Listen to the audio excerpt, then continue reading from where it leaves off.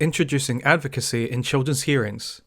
Panel members tell us that it can be hard to keep the voice of the child at the centre of a children's hearing when other participants have lots to say. Parents and carers who are relevant persons have representatives and solicitors to help them put their views across. Although young people can have these too, that can be less common. There is often no one person whose job it is to make sure that the child's views are really heard. On the 21st of November 2020, Section 122 of the Children's Hearings Act 2011 will be brought into force for the first time since the Act was passed.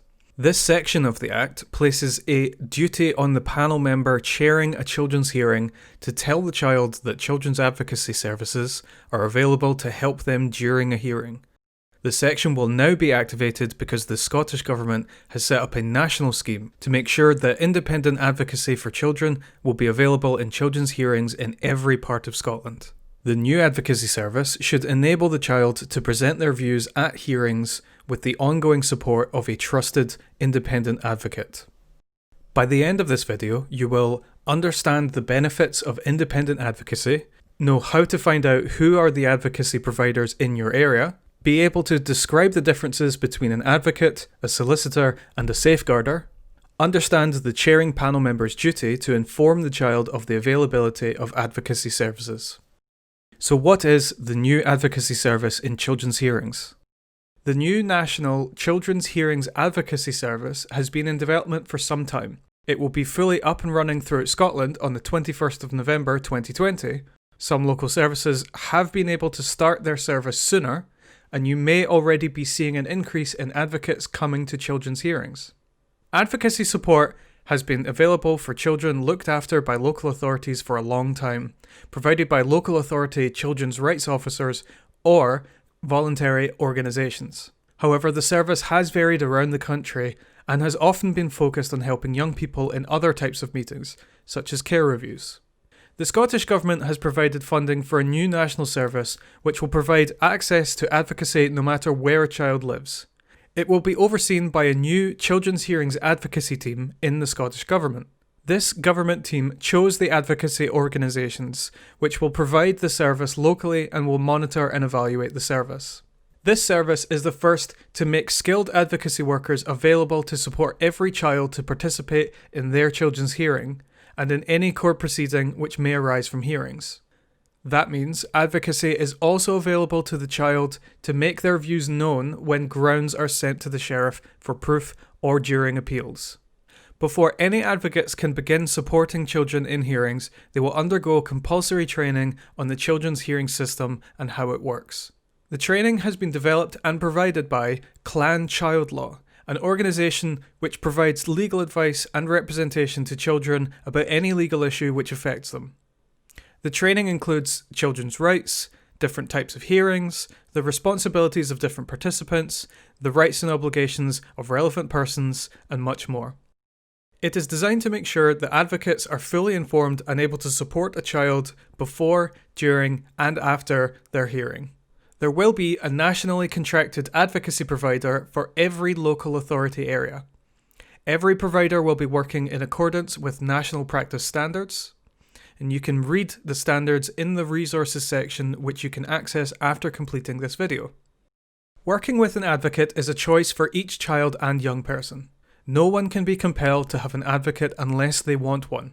But as soon as possible after being referred to the reporter, it is essential that children and young people know that they can have an advocate if they choose, and that they have clear and accurate information about what that means. SCRA will include information about advocacy in the letters they send to older children when they are referred to hearings, and when writing to them about any hearing arranged by the reporter. Each child's social worker will also pass on details of their local advocacy provider to children they work with, and explain to them what an advocate does and how they can help in a hearing. Depending on who is closest to the child, it may be another key person, such as a teacher, who should talk to the child about the benefits of advocacy. Local advocacy providers will make information about their service widely available. If the child indicates they would like an advocate, the advocacy provider will be in touch as soon as possible. The child must opt in. Referral pathways may be different in each local authority, but the key message for all professionals is that information about the service must be given to the child as soon as possible. If the child finds out about the availability of advocacy for the first time at a children's hearing, it's already far too late. So, what do we mean by independent advocacy? Independent advocacy is when an independent person, not connected to CHS, SCRA, or a local authority, supports and represents a child in connection with any aspect of their involvement in the children's hearing system. It is based on a person skilled in advocacy, getting to know a child and working with them in a continuing relationship of trust. And it is adaptable, changing in response to each individual child's needs, age, and level of confidence. There are differences, but also some potential overlaps between the roles of an advocate, a legal representative, and a safeguarder.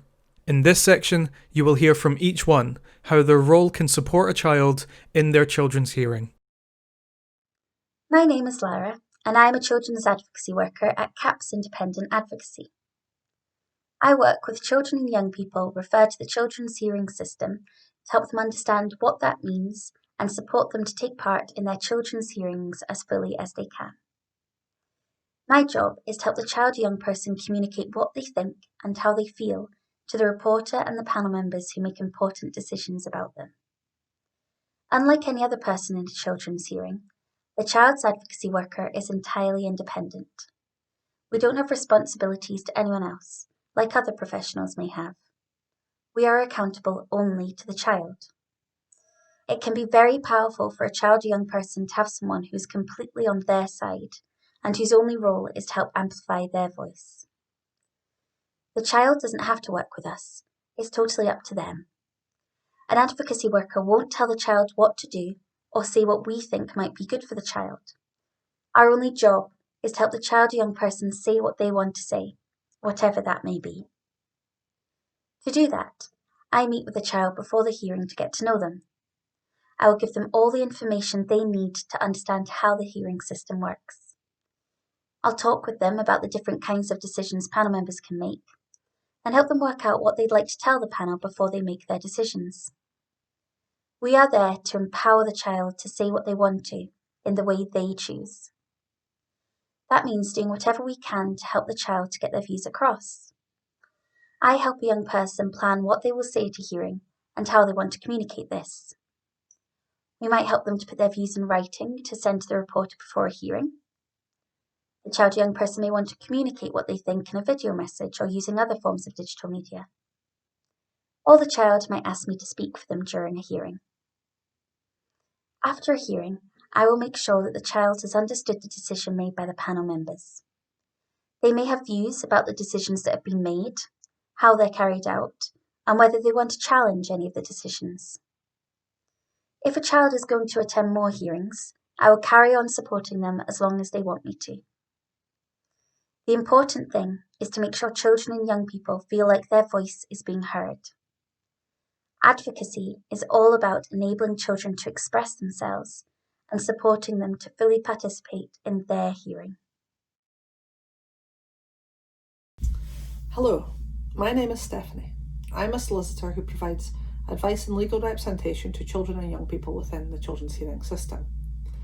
I am registered with the Scottish Legal Aid Board's Children's Legal Assistance Scheme, which pays for the children or young person to be legally represented.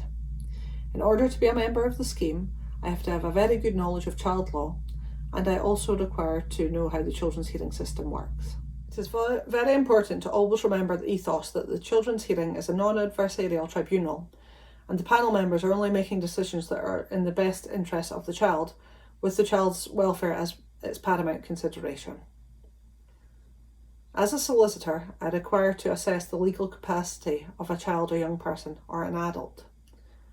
I need to ensure that they understand what a solicitor is and what a solicitor's role is in the children's hearing system and any associated court action. It is only once established that the client has capacity that I can take the client's instructions. In order to provide representation to children and young people, it is very important that I am approachable and that I have good communication skills with children and young people. I feel it is very important to establish a trusting relationship with my client, given the situation they find themselves in. I also provide representation to relevant persons. However, I am unable to represent a relevant person and a child in the same case. This is known as a conflict of interest. I provide information about the law to children and young people. I discuss with them the decisions that a children's hearing can reach and how this will impact on themselves and their family. In order to prepare for a children's hearing, I read the paperwork that is sent to the panel members, and I will give my client the opportunity to have their views in writing sent to the panel prior to the hearing. I provide information to children and young people about the law. I discuss with them the decisions that children's hearings can reach and how this will impact on themselves and their families. In order to prepare for a children's hearing, I read the paperwork that is sent to panel members, and I also give my client an option whether they would like their views in writing sent to the panel prior to the hearing. I will ask my client what they would like the outcome of the decision to be. However, I will also manage their expectations that the panel may come to a different decision and prepare them for this. Another difference to the role is that a solicitor is an officer of the court. This means that the solicitor has a duty to both the court and the children's hearing to ensure that they do not mislead a hearing or court and that they do not lie. Hello, my name's Alan. I'm going to speak with you for a few minutes about the role of safeguarders in the children's hearing system and in front of sheriffs. So we're appointed by Scottish ministers, but day to day we're overseen in terms of quality assurance and support by the safeguarders panel team at Children First. As I said, we can be appointed by a sheriff or by a children's hearing if it's felt to be in the best interest of the child for a safeguarder to become involved. It's important when we get that initial appointment that our remit is known to us. So, in other words, a decision to appoint a safeguarder has to be for a reason, and that reason has to be explained to the safeguarder at the outset so that we know what we have to investigate. It doesn't limit our remit at that point, so if there's anything else that we need to look at in terms of what's in the best interest of the child, then we can do so through the appointment.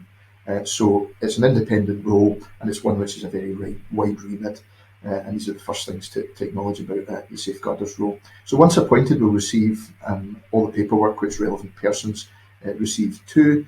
We've got the right to attend the hearing, and we've got the right also not to be thrown out of the hearing. And lastly, we've also got the right to appeal a decision of the children's hearing if it's felt in the best interest of the child to do so. So unlike other professionals involved with the child, a safeguarder's role is time specific, so we have to report within 35 days of the appointment having been made, and that report has to be in writing. We can seek an extension of that 35 days if there's reason to do so. So my role would be involving investigating, gathering views of everyone involved with the child, including the child, the family and professionals. Although some safeguarders, as you may know, work as solicitors, there's other roles that they have, such as social workers and teachers, but in terms of safeguarding, it's a very specific role, and we shouldn't bring any of our professional experience necessarily to bear in terms of the role of safeguarding, although clearly what roles we do have in other ways, such as solicitors or social workers, have a useful impact upon our ability to act in safeguarding the child in each appointment.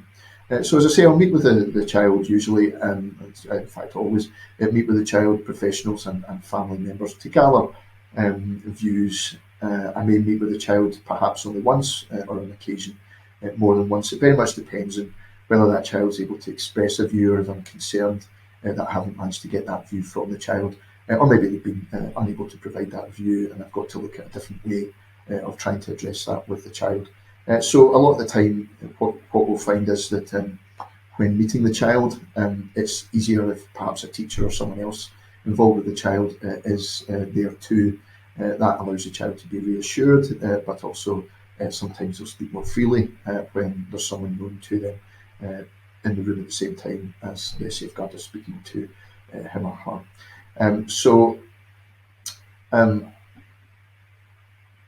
Occasionally, one of the big conflicts that we find as safeguarders is that our role necessitates that we report to the panel in ways which may conflict with what the child has provided to us in terms of his or her views. That's an important part of the safeguarder role, because we can't always necessarily go with what the child's views are, as that may not be in the best interests of that particular child, and therefore we have to be very clear in recommendations that it may not be in the best interest. Sorry, it may not be in line with the child's views and wishes when we are recommending a particular course of action to a panel. So our job is really to act in the best interest of the child at all times, but that can sometimes not be the same as what the child wants to happen. Once a substantive decision is made by a children's hearing, then that means that the safeguarder's appointment comes to an end. It doesn't mean that we can't be reappointed, and certainly frequently on many occasions we do get reappointed if it's felt in the best interest of the child. Lastly, I suppose a safeguarder's recommendation doesn't have to be accepted by a panel. Obviously, we're looking for the panel to be persuaded by our views, and very often they are, but it's our job to try and show logically how we go from taking the views to an assessment of those views, an analysis of those views, a conclusion of those views, and then finally a recommendation, which, as I say, hopefully the panel will be with us on. So that's a very quick run through, and I hope it's been useful. Thank you. What can the child expect of an advocate before, during, and after a hearing? The nature and content of each advocacy relationship will depend on the child and what they want and need from their advocate. However, there are some elements which will be common to every situation, and panel members can expect some things to happen before, during, and after every hearing. Before the hearing, the advocacy worker will meet the child at least once to introduce themselves, to explain their role, and to begin building a relationship. An advocate will explain to the child why the hearing is taking place and what will happen there. They will describe who may be there, the possible decisions panel members could make, and the child's rights in the hearing. They will find out the child's views about their situation and what they would like to happen, and agree how these views can best be presented to panel members. For some children, this may take place over 1 or 2 meetings. For others, it could be a much slower process, with more time spent building relationships before gathering the child's views. How the advocate contributes to each children's hearing will be tailored to what the child has asked for. This means that an advocate may speak on a child's behalf or may support them to speak for themselves. If the child has asked their advocate to speak on their behalf because they are nervous or shy, panel members may need to be particularly sensitive about asking the child too many questions and pay attention to non-verbal cues that signal they may be uncomfortable speaking out. On the other hand, an advocate may have spent a lot of time building a child's confidence to allow them to speak to panel members directly, or to ask to speak to panel members alone. Just because the advocate isn't speaking in the hearing doesn't mean they aren't playing an essential role in getting the child's voice heard. An advocate may attend without the child being present. Remember, a child's views are distinct from a child's presence in a hearing. Unlike others, an advocate will only represent the child's views. They will not offer their own personal views or any comment on what they believe is in the child's best interest. While advocates themselves do not have an automatic legal right to attend a children's hearing, they should be permitted to be present to represent the child's views. An advocate may not attend the hearing at all. They may submit the child's views to the panel in advance if that is what the child would prefer, whether or not the child also attends. This may be in the child's own writing. It may be by way of a drawing or a prepared statement. The key message is that each advocacy relationship will be tailored to the individual child and their personal circumstances. The child's advocate has a role to play after the hearing too. They will talk with the child when the hearing is over to make sure that the child fully understands what the hearing has decided and what that means for them. They will check that the child has understood what the chairing panel member said about their right to appeal the hearing's decision if the child wishes, and help them make arrangements to do so. They will reinforce the child's right to have the decision reviewed after it has been in place for 3 months, and they can make sure the child has a say in how their compulsory supervision order is implemented and feed back to the hearing via the reporter where necessary. Who are the advocacy providers? While advocates will all be operating to the same national standards, these services will be provided by different organisations across the country. There are 9 main providers contracted by the Scottish Government to offer advocacy in each local authority area. Some are providing advocacy in just one local authority. Others are working across multiple authorities. Just make sure you know which provider operates in your local authority. The child has a right to choose their advocate, and advocacy can be arranged with an alternative provider organisation.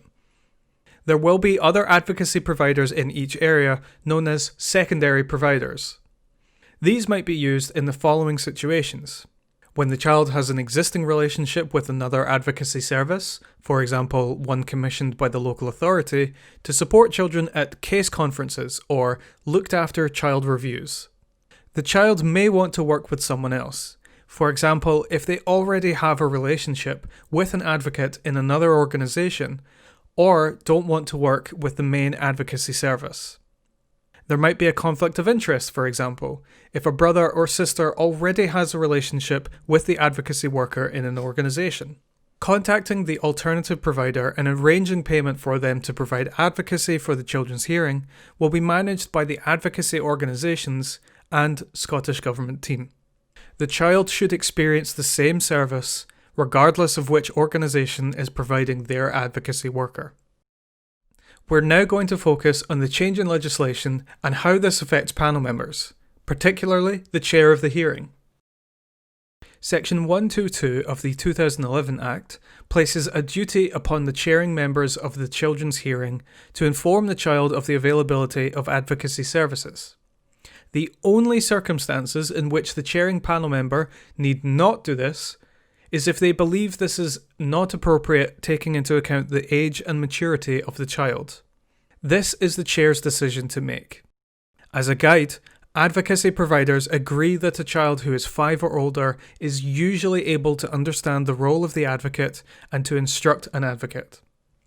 In practice, this means that in most cases, the chair should ask the child if anyone has already spoken to them about independent advocacy. The chair should find out if the child knows that they can have someone help them tell the children's hearing their views and wishes. If the child isn't present at the hearing, there is no duty on the hearing to discuss advocacy. But, depending on the reason the child isn't there, or if they have been excused, it may be good practice to check if the child was aware advocacy was available, by asking those attending the hearing what steps have been taken to inform the child. If the child is accompanied to the hearing by an advocate, it is clear they already know about the availability of advocacy, so there is no need to tell them again. A hearing should enable the child's voice to be heard by any means available. If the child brings a friend to support them, an advocate and their legal representative with them, we would encourage the hearing to bring them all into the hearing. The hearing has to comply with its duty to minimise the number of people in a hearing, but the child should be allowed an advocate as well as other representatives of their choice. If a child doesn't have an advocate and indicates they would like one, panel members should consider whether the hearing can be deferred to allow the child to meet with an advocate. By encouraging advocacy to be consistently promoted well before hearings, we hope this doesn't happen often. All efforts will be taken to ensure a child doesn't hear of advocacy for the first time in a hearing. But if that does happen, or if the child has simply changed their mind and now wants one, the hearing can defer to allow them time to meet with an advocate. As always, interim measures can be put into place if need be. Fairness and the need to safeguard and promote the well-being of the child is always the test to apply when deciding whether or not the hearing should proceed. We want to make sure you are confident about the changes advocacy will bring to children's hearings. To give you an opportunity to test what you've learned, we will ask 3 questions and leave a small gap for you to consider your answer before we tell you the correct answer. Good luck! Question 1. Can a panel appoint an advocate to get the child's views? No, they cannot. Advocacy is always a choice, and the child must opt in to the service freely, without undue pressure or the compulsion of a hearing's direction. Is it true or false that children under 5 cannot share their views in a hearing? This is false. All children can communicate from birth through their behaviour and actions, but this type of communication is best understood and interpreted by someone who knows and is attuned to the child. Advocacy organisations believe most children under 5 would not be capable of understanding the role of independent advocacy and be able to have a meaningful relationship with an advocate. This does not mean younger children should not have a voice in the hearing. It means that younger children's voices will most likely come from people who know the child and the child trusts, such as their parents, carers, or social workers. If a child brings a solicitor and a friend to a hearing and a safeguarder is appointed, should the chair still inform them of their availability of advocacy? Yes. Children and young people should always be told of the availability of advocacy services, unless they have an advocacy worker with them. Or, after careful consideration, the chairing panel member thinks that would not be appropriate. Solicitors, safeguarders, and friends all fulfill different roles in a children's hearing. They can work in partnership to support a child, but they cannot replace the specific role of an advocate. Once you've finished this video, a link to the National Practice Standards can be found in the Resources section on the introduction page for this module. The section in the Practice and Procedure Manual about the start of the hearing will be updated to include information about advocacy. Please read this information before chairing your first hearing after the implementation date, the 21st of November 2020. It includes a link to the National Advocacy Practice Standards and the website for the National Advocacy Scheme.